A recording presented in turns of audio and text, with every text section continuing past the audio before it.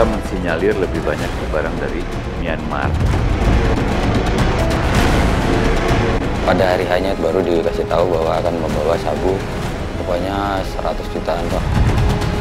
Tersangkanya berjumlah 8. Kalimantan.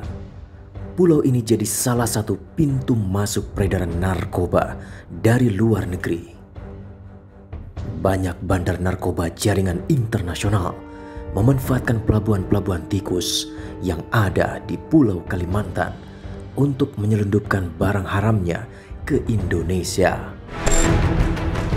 Berdasarkan catatan kami, hingga bulan Agustus 2020 ini, Direktorat Narkoba Polda Kalimantan Selatan telah menggagalkan penyelundupan 500 kg lebih narkoba jenis sabu.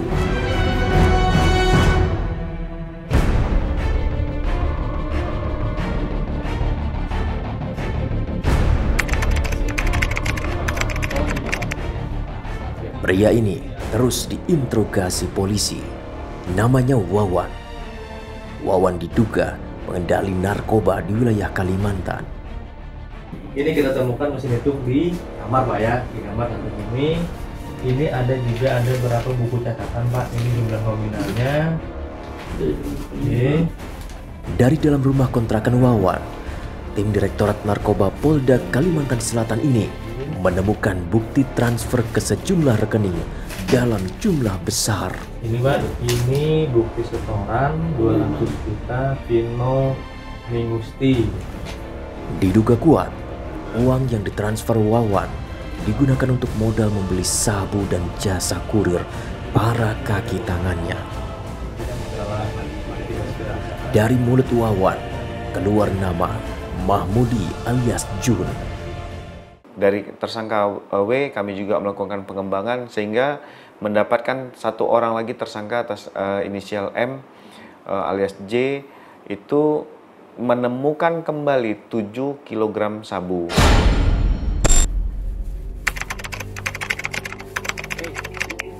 Apa isinya? Apa isinya? Itu apa isinya itu? Ini apa isinya? Apa isinya? Hah? Sabu. Yang keras. Keras. Yang keras. Kita buka ya. Sabu. Saya satu buka ya. Mahmudi alias Jun, pria ini tak berkutik ketika polisi meringkusnya. Saya bungkus lagi. Iya. Satu bungkus lagi. Satu on. Hah? Biar aja. Nih ya. Bungkusan.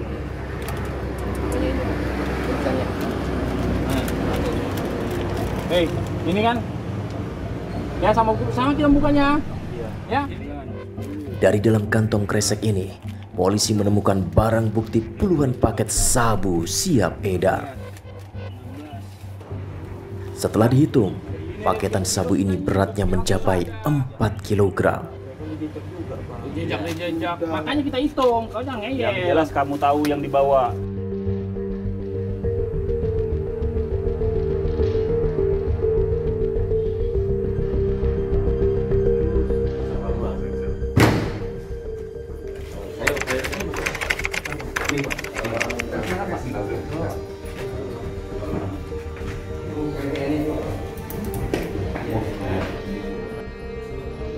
Setiap jengkal rumah kontrakan Mahmudi alias Jun digeledah.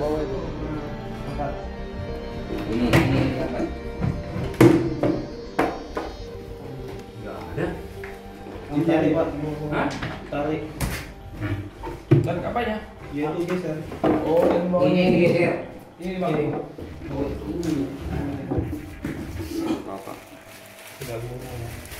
Dari dalam laci lemari, polisi akhirnya menemukan ratusan butir pil ekstasi, paketan sabu yang beratnya mencapai 1 kg, mesin pres, serta timbangan. Gak ada loteng ini.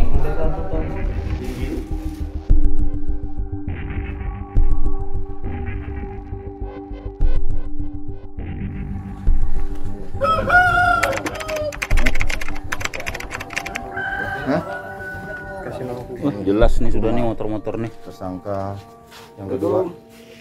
Tempat tinggal orang tua Mahmudi alias Jun di Gunung Kluas, Samarinda juga jadi sasaran. Itu Bu, dari polisi Bu, yang geledah rumahnya dulu Ibu. Iya Bu. Bisa masuk Bu ya? Bongkar aja motor. Nah, sekarang Nggak ada barang Pak. nah, sebelum ada nggak? Di mobil aja. Di mobil berapa banyak? Dua apa? 2.000. Oke. Ini dalam Nggak ada. Dalam rumah dulu. Nggak Nah, ada. terus ATM kamu digaji mana? Coba ambil. Coba ATM kamu buat gaji. Mana ATM-nya? ATM buku tabungan, ATM buku tabungan. Ambil. Ambil. Kamu digaji. Buat ngembang kita. Nah, oke. Hah? Iya, iya. sini. Sini. Oh, udah, nanti. Udah. Bentar, balik situ ya. Kamu duduk situ. Di Tasim dulu. Saya kira ngantarkan belanja, dia mau belanja Ya. orang jualan itu. Tadi kan naik lagi. Gak tahu saya itu, saya mau juga udah. PT, lihat dulu PT. Tengah sih, tengah. Di tengah. Ini Pak, katanya di tengah ada dulu Pak. Dari dalam mobil, polisi menemukan bungkusan plastik berisi sabu yang beratnya mencapai 2 kg. Kamu masuk situ. Kamu masuk. Nanti. Ya. Kamu duduk situ. Ambilin. Ya, taruh sendiri. Ya kamu duduk aja situ, duduk.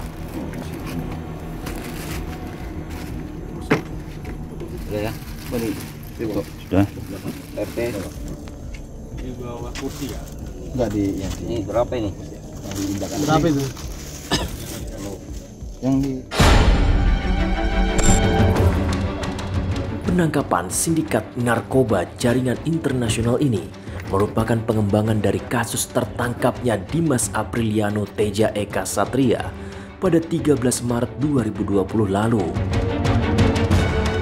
Saat itu Dimas kedapatan membawa 208 kg sabu dan 53.000 butir pil ekstasi. Dengan adanya keterbukaan dan kooperatif dari tersangka yang sudah diamankan ini, sehingga membuka tabir di balik itu. Di akhir Juli itu mendapat informasi dan termasuk analisa data terhadap akan adanya narkotika yang masuk lagi.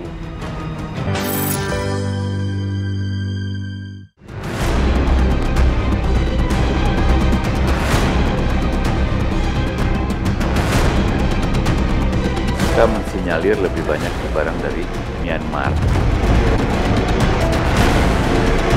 Pada hari hanya baru dikasih tahu bahwa akan membawa sabu, pokoknya 100 jutaan Pak. Tersangkanya berjumlah 8.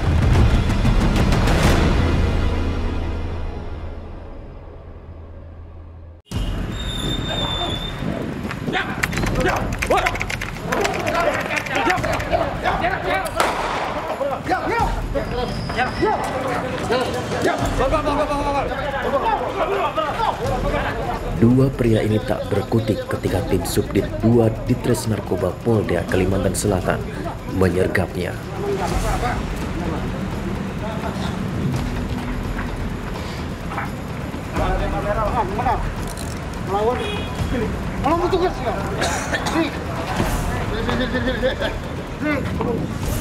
Namanya Rizky Ramadhani dan Andika Prasetyanto.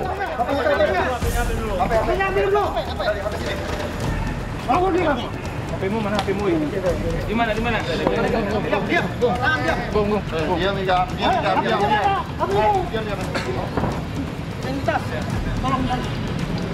Saat itu mereka hendak mengambil paket sabu dari dalam mobil yang sudah terparkir di halaman Hotel Siena Inn, Kota Banjarmasin.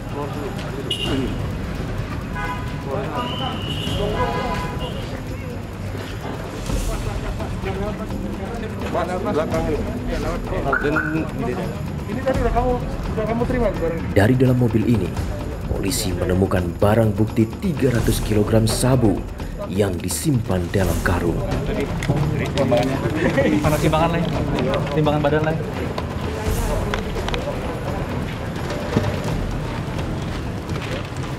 Rupanya, Mobil ini dibawa oleh Sutianto dan Anggi Yufi Ariesta yang sudah lebih dulu diringkus di wilayah Tanjung Selor, Kalimantan Utara.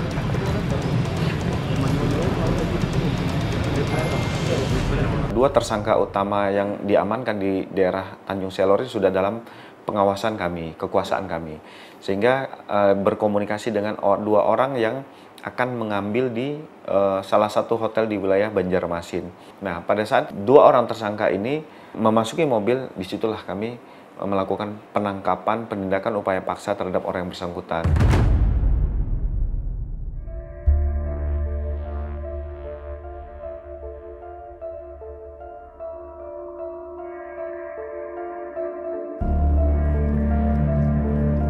Empat orang telah ditetapkan sebagai tersangka dalam kasus penyelundupan 300 kg sabu ke wilayah Kalimantan Selatan. Dan mereka merupakan jaringan besar.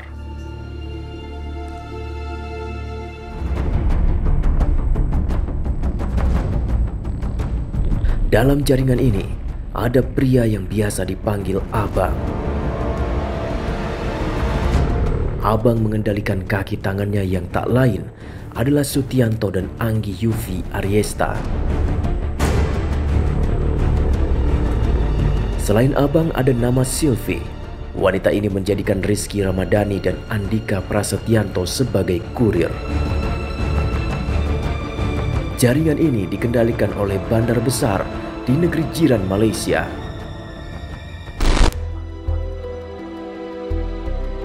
Inilah Sutianto dan Anggi Yufi Ariesta, tersangka yang ditangkap di Tanjung Selor.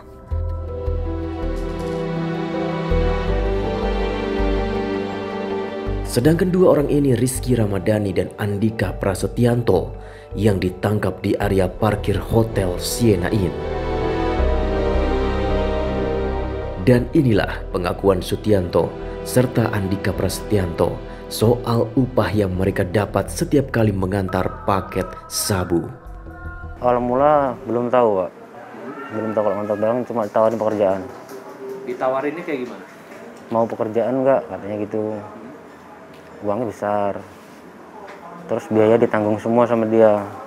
Uangnya dijanjikan 50 sampai 80, Pak. Rizky Ramadhani ke rumah. Diskusikan itu, Pak. Bilang ada kerjaan di Banjarmasin, kerja bangunan. Dia bilang begitu, Pak.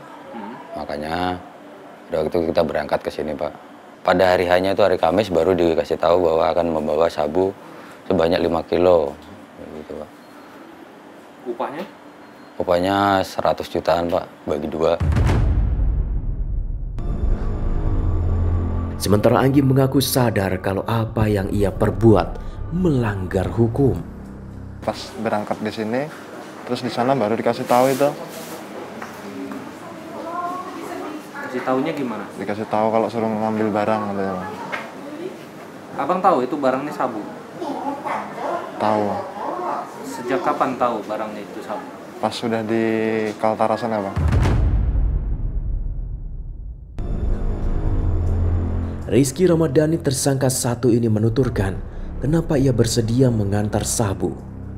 Tawaran pekerjaan itu gimana ceritanya? Di telepon ditawarkan kerjaan di Banjarmasin. Siapa yang nelpon? Bu Silvi. Dijanjikan pekerjaan, disuruh berangkat ke Banjarmasin. Disuruh nginap 2 hari di Hotel Sienna Inn. Pas tiba kerjaannya baru dikasih tahu kerjaannya. Dijanjikan berapa sama Bu Silvi? Dijanjikan 100 bagi 2. 100 apa? 100 juta bagi 2. Bagi 2 antara? Saya sama Andika. Pekerjaannya seperti apa? Awalnya belum tahu, pas tiba kerjaannya baru dikasih tahu bahwa membawa sabu sebesar 5 kilo. Membawa ke Pelabuhan Tirik Sakti.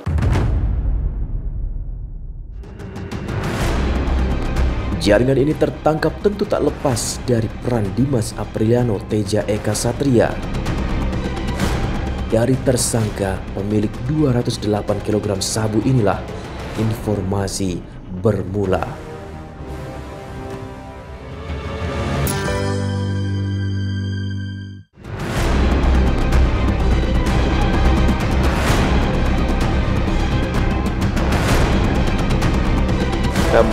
diprediksi lebih banyak barang dari Myanmar. Pada hari hanya baru dikasih tahu bahwa akan membawa sabu, pokoknya 100 jutaan Pak. Tersangkanya berjumlah 8.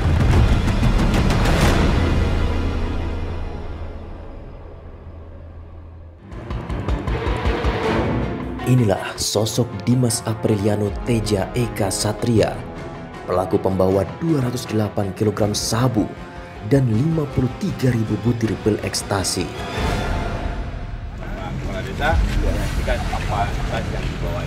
Malam itu tim Ditres Narkoba Polda Kalimantan Selatan menghentikan mobil Pajero Sport di Jalan Simpang 4 Desa Jaro Kabupaten Tabalong, Kalimantan Selatan.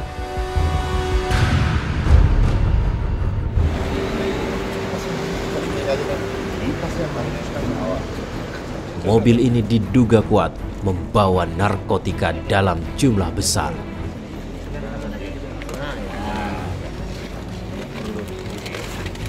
Penggeledahan pun dilakukan.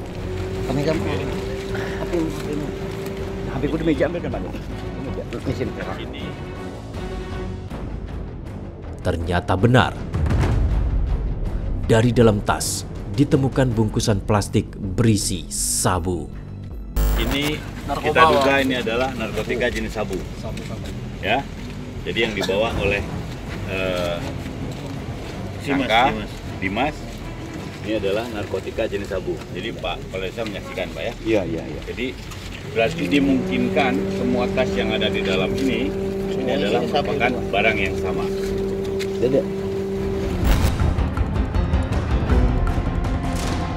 Penghitungan pun dilakukan di halaman Mapolsek Jaro.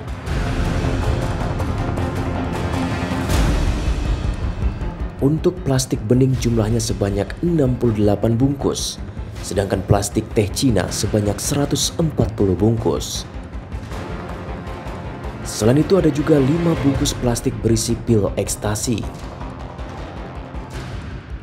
Jika ditotal, jumlah barang bukti yang disita dari tangan Dimas sebanyak 208 kg sabu dan 53.000 butir lebih pil ekstasi.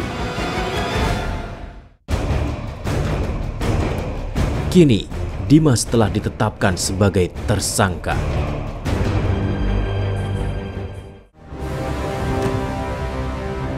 Tim Direktorat Narkoba Polda Kalimantan Selatan beberapa kali telah menggagalkan penyelundupan narkoba. Terhitung sejak Maret hingga Agustus 2020, total barang bukti sabu yang disita beratnya mencapai 500 kg lebih. Dan bisa dipastikan mereka akan terancam hukuman berat. Khusus untuk Kalimantan itu sebenarnya ada 2 jalur besar tempat masuk barang ya. Yang pertama bisa saya katakan dari Kalimantan Barat. Itu dari jalur Entikong. Di situ kapasitas memang tidak terlalu besar biasanya. Mungkin kisaran kilogram sampai mungkin puluh kilogram, tapi tidak sampai melebihi 20 atau 30 lah kalau yang saya monitor selama ini dari masuk dari Kalimantan Barat. Nah, kalau yang satu pintu lagi itu dari Kalimantan Utara, dari Tanjung Selor dan bagian-bagian daerah di situ. Itu masuk melalui jalur perairan memang. Nah, di situ yang terkadang bisa masuk dalam jumlah yang besar. Satu pintu masuk lagi jalur air itu biasanya itu barang-barang yang masuk dari Jakarta atau dari Surabaya, dalam hal ini Jawa Timur, melalui kapal. Itu jumlahnya memang tidak terlalu banyak. Yang seperti yang sudah pernah kita tangkap waktu itu ada 5 kilo itu dari Jakarta dia bawa jalan darat ke Surabaya, dari Surabaya dia pakai kapal oleh 2 orang yang bawa kurir waktu itu membawa 5 kilo. Apa isinya, Pak, isinya? Itu apa isinya itu? Ini apa isinya? Apa isinya? Hah? Sabu. Yang keras. Keras. Yang keras. Kita buka ya. Sabu. Tahu ya. Satu buka ya. Terang ya.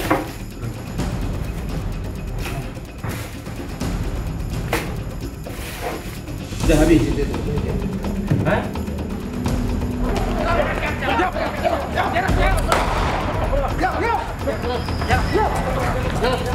Bapak.